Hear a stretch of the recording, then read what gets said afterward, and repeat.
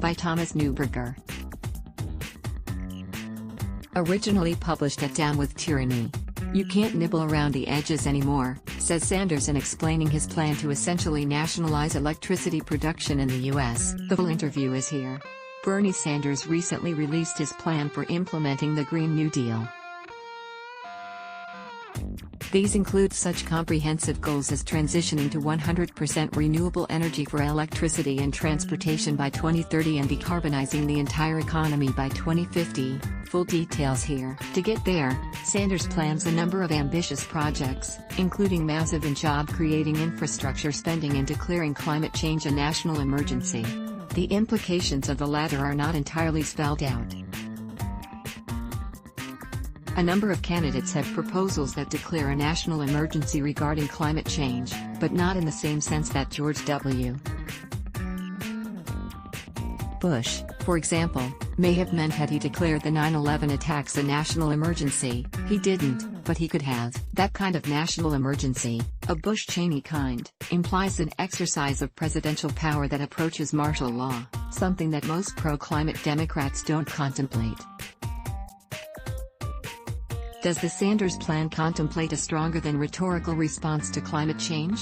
It's not clear yet from Sanders' camp messaging. The subject of emergency federal power comes up though because of the breadth of the Sanders plan, and in particular, because of one key component: build enough renewable energy generation capacity for the nation's growing needs. Currently, 4 federal power marketing administrations, PMAs, and the Tennessee Valley Authority generate and transmit power to distribution utilities in 33 states. We will create one more PMA to cover the remaining states and territories and expand the existing PMAs to build more than enough wind, solar, energy storage and geothermal power plants. We will spend $1.52 trillion on renewable energy and $852 billion to build energy storage capacity. Together, with an EPA federal renewable energy standard, this will fully drive out non-sustainable generation sources. We'll end greed in our energy system.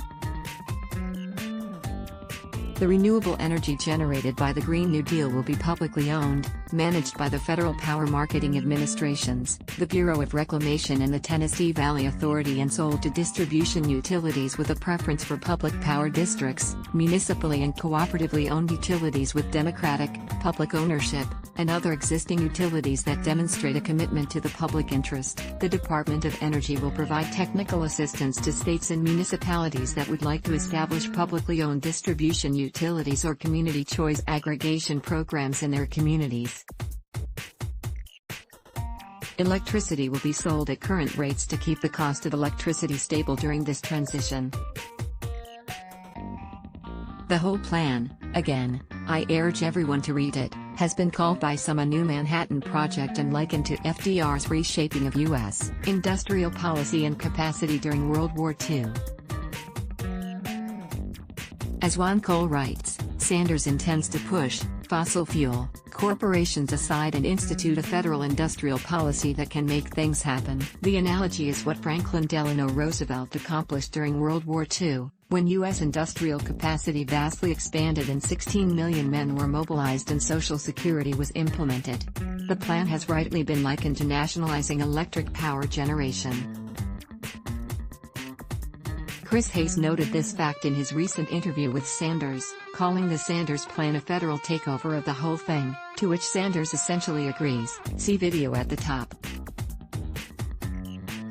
Other writers have said the same. For example, in these times, under the headline "Bernie Sanders calls to seize the means of electricity production" accurately describes the plan as moving toward 100% public ownership of power. So there really is no doubt, Sanders, if he's elected, plans to nationalize electricity generation in the U.S. What are the implications of this proposal? The following seems either likely to occur or obviously true. 1. Bernie Sanders is serious about addressing climate change. Simply speaking, Sanders is right. It's long past time for tinkering around the edges of the problem. This chart shows CO2 emissions per capita per country. Yes, The rest of the world bears responsibility as well, but you have to start with what you can directly control, and the US government can directly control US carbon emissions, if it chooses to. Dealing with the need for global response is also addressed in Sanders' Green New Deal plan. I'll take a separate look at how Sanders plans to globalize the US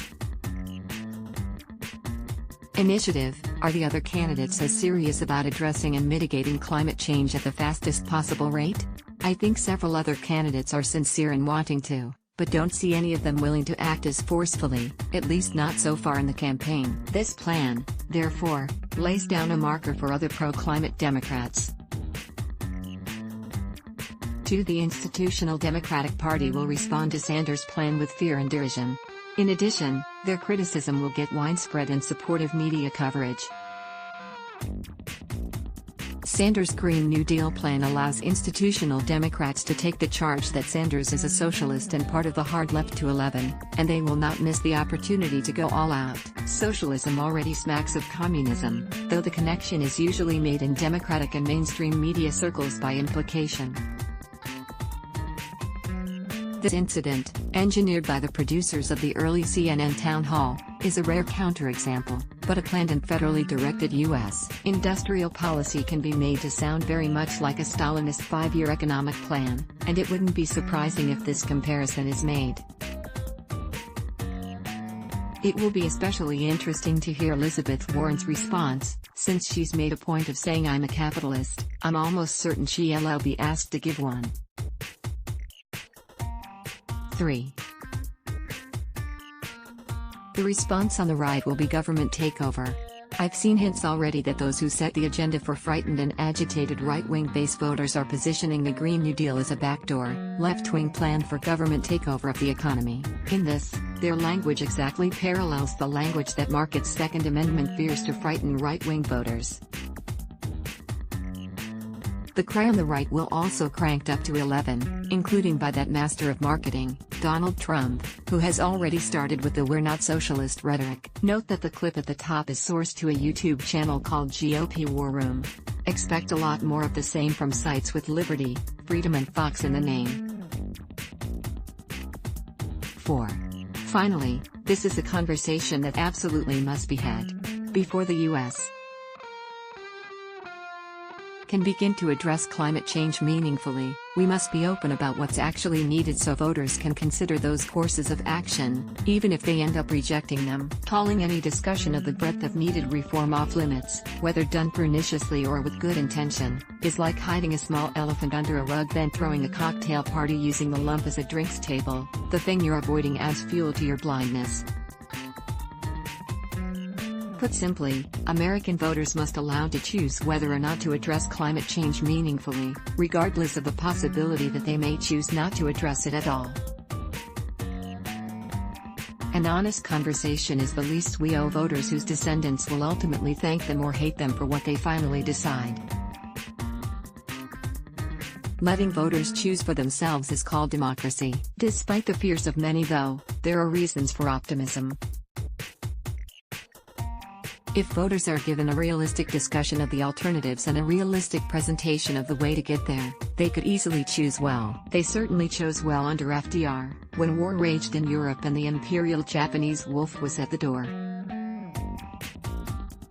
It's at least even odds they would choose as wisely again, when all of nature seems poised for their demise. This entry was posted in Doomsday Scenarios, Environment, Free Markets and Their Discontents, Global Warming, Guest Post, Politics, Social Policy on August 27, 2019 by Eve Smith. Let's block ads. Why?